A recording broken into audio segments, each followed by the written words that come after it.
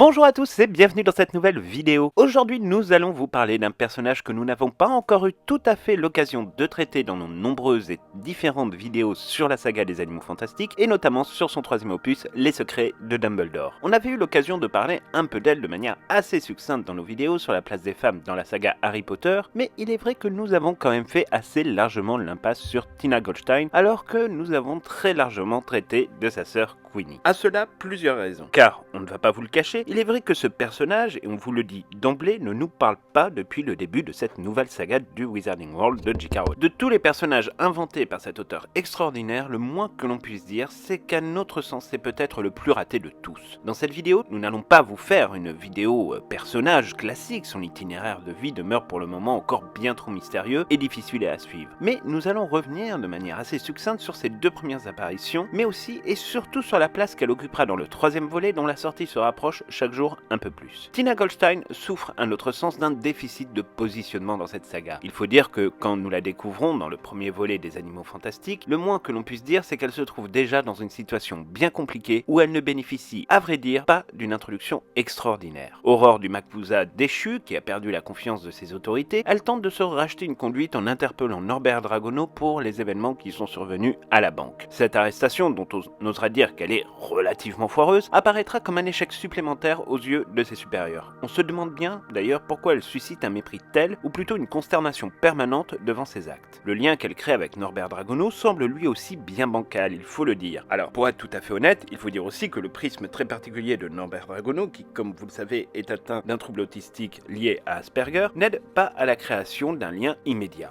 Mais on a quand même le sentiment, pendant toute une partie du film, que nous avons affaire à deux individualités obligées de cohabiter avant, en réalité, d'en arriver à une petite évolution dans le dernier tiers du film. Pourtant, quand Norbert fait la rencontre de Jacob, on sent qu'il se passe quelque chose entre les deux, alors que Tina apparaît toujours un peu en retrait dans sa quête permanente de rédemption envers le Makusa. En fait, Tina, elle est transparente, il faut bien le dire, là où sa sœur commence déjà à crever l'écran par sa beauté, par son caractère flamboyant et par sa relation aussi évidemment avec Jacob et ses pouvoirs qui semblent quand même assez extraordinaires, Tina fait bien pâle figure. Cela tient aussi peut-être d'ailleurs à son interprétation, mais en réalité il ne se passe vraiment rien chez ce personnage. On comprend que c'est une femme au grand cœur, bien évidemment, une femme qui a envie de protéger son prochain, mais dont on sent une maladresse permanente et un caractère de tête brûlée qui peine quand même à s'imposer beaucoup à l'écran. On peut évidemment, bien entendu, parler du début de romance naissante avec Norbert Dragono, mais même ces scènes sont toujours empreintes d'une très grande maladresse entre les deux, qui peut être touchante d'ailleurs sous un certain aspect, mais qui ne fait pas rêver, qui n'intrigue pas tellement le spectateur, alors qu'à contrario, la simple apparition d'une photo de Lethal Lestrange dans le premier film nous fait littéralement bondir de notre siège en se demandant bien ce qui a pu se passer entre Norbert et elle. Il y a déjà une intrigue qui se crée. Bref, le premier volet n'était pas concluant. Le second, en réalité, le sera très sincèrement encore moins, tant le personnage de Tina semble totalement absent et pour le coup franchement effacé du film.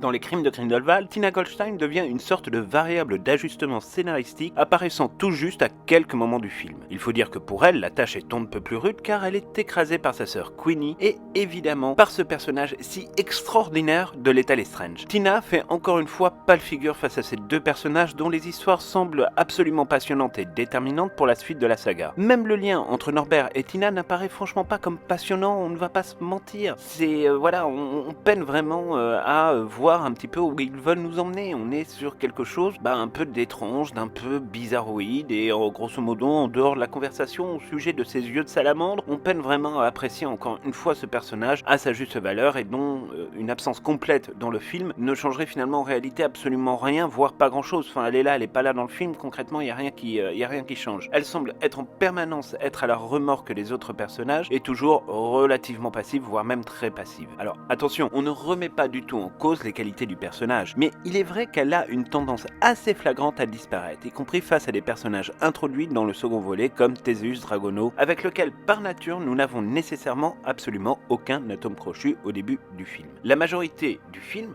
traite de la relation très étrange entre l'État et Norbert, et Tina donc se retrouve forcément reléguée encore une fois au 3e rang. Même pendant la bataille dans le mausolée des Lestrange au cimetière du Père-Lachaise, le moins que l'on puisse dire c'est que Norbert se préoccupe peu de ce qui y arrive ou de ce qui pourrait arriver à Tina et est beaucoup plus attentif finalement au sort de l'État Lestrange. Vous l'aurez compris, ce personnage, à notre sens encore une fois, est beaucoup trop transparent et au final ne nous suggère absolument aucune émotion véritable. Qu'elle soit dans un film ou non, au final ça ne change absolument rien pour le moment. Alors, cependant, avec l'arrivée des secrets de Dumbledore, tout pourrait changer et c'est cela dont nous avions envie évidemment de parler avec vous car on sait que ce 3e volet va être un peu la charnière pour la suite de cette saga, à l'instar de ce que Harry Potter et le prisonnier d'Azkaban a représenté pour la saga du même nom. On s'est beaucoup interrogé sur la place que pourrait occuper Tina dans ce 3e volet. Et en réalité, plus on réfléchit, plus on analyse le synopsis et toutes les rumeurs, plus on pense en réalité que sa place risque d'être pour le coup extrêmement limitée, voire inexistante. La révélation du titre de ce 3e volet confirme évidemment la théorie selon laquelle ce 3e film tournera très largement autour de la vie des Dumbledore et des secrets de cette famille. Pour le coup, on est prêt à parier que face à des révélations en cascade et à une guerre larvée entre Dumbledore et Grindelwald, Tina aura du mal à trouver sa place. D'autant que si on n'entrevoit que difficilement une évolution de son personnage à ce stade, on sait que Norbert ou Jacob vont plus que jamais être engagés dans le combat contre Grindelwald. Nul doute que Tina suivra certainement cette position, mais dans quelle mesure, ça pour le coup c'est une véritable interrogation, un véritable point de questionnement. Car en plus, même si nous n'y accordons qu'un crédit extrêmement réduit, attention, il y a eu une rumeur suite aux premières projections test où on apprend que Tina n'aurait en réalité qu'une seule prise de parole dans tout le film. Alors, mauvaise foi, montage pas fini ou simple exagération d'une rumeur, tout est possible. Mais il est vrai également que le nom de son interprète Catherine Waterston ne ressort quasiment jamais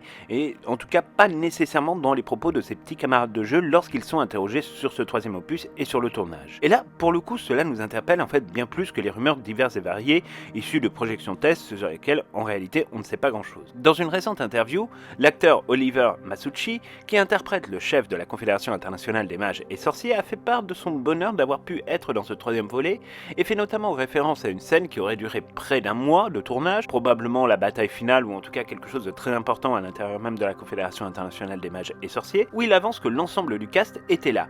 Et il cite à l'appel Queenie, Norbert, Albus, Aurelius et enfin Grindelwald. Alors, il est tout à fait possible qu'il n'ait cité que les personnages principaux bien entendu, mais cela donne encore une fois le sentiment que Tina est très largement effacée et franchement très peu présente de ce 3e film. Alors, on aurait pu imaginer que Tina Goldstein connaîtrait elle aussi une certaine évolution dans ce 3e volet, mais en réalité peut-être que son heure n'est pas encore venue. Peut-être que cela sera le cas dans les 2 derniers volets, mais en l'occurrence, si on a eu des infos par pas mal de membres du casting concernant Tina, le silence en deviendrait presque ahurissant. Alors il faut dire aussi que son interprète avait tenu des propos franchement extrêmement violents vis-à-vis de J.K. Rowling et même franchement très limites. On peut imaginer que le tournage ne se déroulait pas dans une ambiance particulièrement chaleureuse et il est tout à fait aussi possible que la Warner ait considéré finalement ce personnage comme relativement anecdotique pour le moment. Et c'est vrai que les retours qu'ils ont fait sur le personnage de Tina Goldstein par la communauté, par les fans, sont pas extraordinaires. Donc du coup, voilà, on peut imaginer effectivement que la Warner décide de mettre l'accent sur d'autres personnalités, d'autant plus que là on va quand même avoir un affrontement entre Albus Dumbledore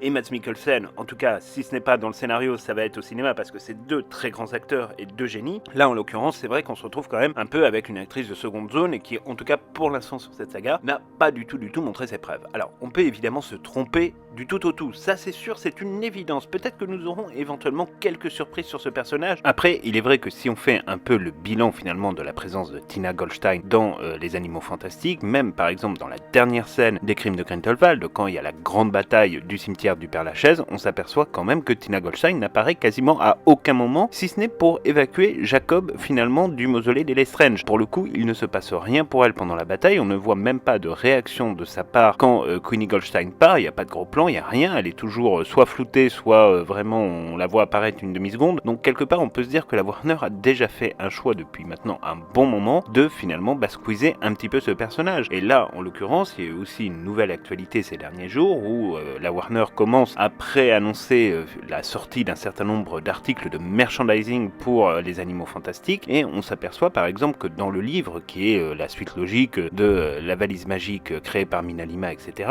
Pour le premier tome puis pour le deuxième, là pour le 3e tome on s'aperçoit que finalement il cite là aussi tout un tas d'acteurs mais il ne cite toujours pas l'actrice de Tina Goldstein. Donc c'est vrai que là-dessus on a l'impression quand même qu'il y a eu tout un tas de décisions qui qui ont été prises. Alors, est-ce que cela vient accréditer la thèse selon laquelle elle n'aurait même pas un mot dans Les Animaux Fantastiques 3? On ne sait pas véritablement, c'est difficile à dire. Si tel est le cas, c'est parce que effectivement, ils ne sont pas du tout d'accord avec l'ampleur du personnage, ou alors qu'ils la réservent pour la suite. Mais c'est vrai que si Tina Goldstein est aussi absente du troisième volet que du deuxième, ça va être à un moment ou à un autre un poids mort dans la saga et qu'il va falloir finalement peut-être éjecter, parce que c'est vrai que là elle ne ressort absolument nulle part, et encore une fois, quand vous revisionnez les crimes de Grindelwald, le fait de ne pas la voir sur la bataille finale avec le départ de sa sœur chez Grindelwald, enfin je sais pas, c'est quelque chose qui nous a beaucoup étonné et qui veut peut-être finalement dire quelque chose, et ce quelque chose veut peut-être dire que l'ère de Tina Goldstein est peut-être en train de se terminer. Mais bon, ça après, voilà, la Warner aura un tas de décisions à prendre, on sait pas exactement ce qui va se passer, mais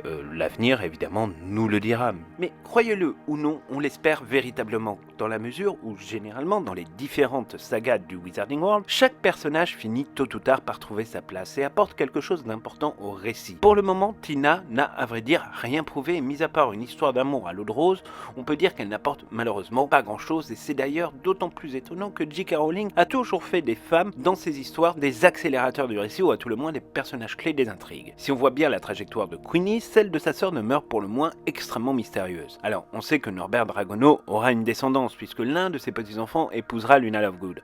On peut donc imaginer que l'histoire entre lui et Tina se terminera de manière positive. Mais est-ce que ce passage finalement de la grande histoire des Animaux Fantastiques sera traité dans les prochains films? En l'occurrence, on est en droit de se poser quand même pas mal de questions. Pour notre part, vous le savez, nous adorons la saga des Animaux Fantastiques, à laquelle pour le moment nous ne trouvons quasiment que des bénéfices et avantages. Mais si on devait spontanément citer un inconvénient de cette saga, tout de suite, l'idée qui nous viendrait à l'esprit, non, c'est pas le départ de Johnny Depp, même si on est très triste, mais on a dit qu'on arrêtait d'en parler, ce serait tout de suite de dire le problème, c'est le personnage de Tina Goldstein, qui effectivement ne porte pas grand chose et dont on a bien du mal à comprendre quelle est sa place, quel est son positionnement dans ce film. Alors après, on ne doute pas non plus que c'est quelqu'un qui va tout donner pour récupérer sa sœur, qui est partie dans les griffes finalement de Gellert Grindelwald. Là-dessus, on est d'accord, elle va faire son maximum, elle va essayer de s'engager. De quelle manière, on ne le sait pas exactement. Est-ce qu'elle va rejoindre un peu cette nouvelle forme de l'ordre du Phénix? Est-ce qu'elle va rester finalement un peu comme Minerva McGonagall dans une posture de légitimité, c'est-à-dire vis-à-vis du Makusa et de son rôle d'Aurore, C'était le rôle qu'avait Minerva McGonagall dans la première guerre des sorciers, où elle restait quand même assez en retrait des activités de l'ordre pour rester fidèle au ministère de la magie. Donc bon, tout est possible, on va voir. Là pour l'instant, il n'y a rien encore qui évidemment vient nous confirmer une autre thèse ou nous en infirmer une supplémentaire, mais en l'occurrence, c'est vrai qu'on attend quand même un petit peu plus de choses de la part de ce personnage, parce que c'est vrai que là, pour le moment, il y a franchement pas grand chose, et même quand on revisionne les films, on essaie quand même de trouver des trucs à dire sur Tina Goldstein. Alors c'est vrai qu'elle a eu une jeunesse pas facile, c'est vrai qu'elle a perdu ses parents, c'est vrai qu'elle a dû s'occuper de sa jeune sœur, c'est vrai que ce sont pas des choses simples, bon, voilà, on peut imaginer effectivement qu'il y a eu tout un tas de difficultés pour elle, bien évidemment, mais voilà, c'est pas le premier personnage de Harry Potter ou des Animaux Fantastiques à avoir eu d'énormes difficultés dans sa vie. Ça a été le cas évidemment de Queenie aussi, qui a eu dû elle également grandir sans ses parents. Donc finalement, on se demande quand même un petit peu pourquoi ce personnage est aussi lent et aussi morne, aussi triste, parce que même à l'écran, voilà, c'est un personnage qui est triste. Enfin, même quand elle sourit, on a l'impression qu'elle va pleurer. Donc c'est quand même un peu le truc, un peu dommage. Donc du coup, voilà, on s'interroge beaucoup quand même sur la place de Tina dans Les Secrets de Dumbledore. On verra évidemment ce que l'avenir nous réserve. On verra déjà si elle est présente dans la bande-annonce, pour voir si il la considère encore véritablement comme un personnage qui fait partie du haut de l'affiche, ou si elle a carrément été reléguée en personnage secondaire. Là vraiment, on verra ce que ça raconte. Vous, dites-nous dans les commentaires ce que vous en pensez, quelle sera sa place, est-ce que vous aimez ce personnage ou pas? Alors après voilà, c'est pas parce que nous on est pour l'instant un peu comme une poule devant un couteau que voilà, vous n'avez pas le droit d'aimer ou de détester Tina Goldstein. Nous pour l'instant on ne sait pas quoi en penser. Voilà, c'est une grosse déception, c'est presque un inconvénient dans le film, mais bon après voilà, on lui laisse sa chance. Il reste encore 2 films, donc 3 films avec celui qui sort au mois d'avril, donc il y a encore le temps de faire évoluer évidemment le personnage. Voilà, donc c'est tout pour cette vidéo. On vous attend dans les commentaires parce qu'on adore discuter des secrets de Dumbledore avec vous. On espère vraiment que cette vidéo vous aura plu, donc n'hésitez pas à nous laisser un petit like si la vidéo vous a plu, parce que ça nous encourage toujours à continuer à produire nos contenus, et on se retrouve donc très bientôt pour de nouvelles aventures sur les secrets de Dumbledore.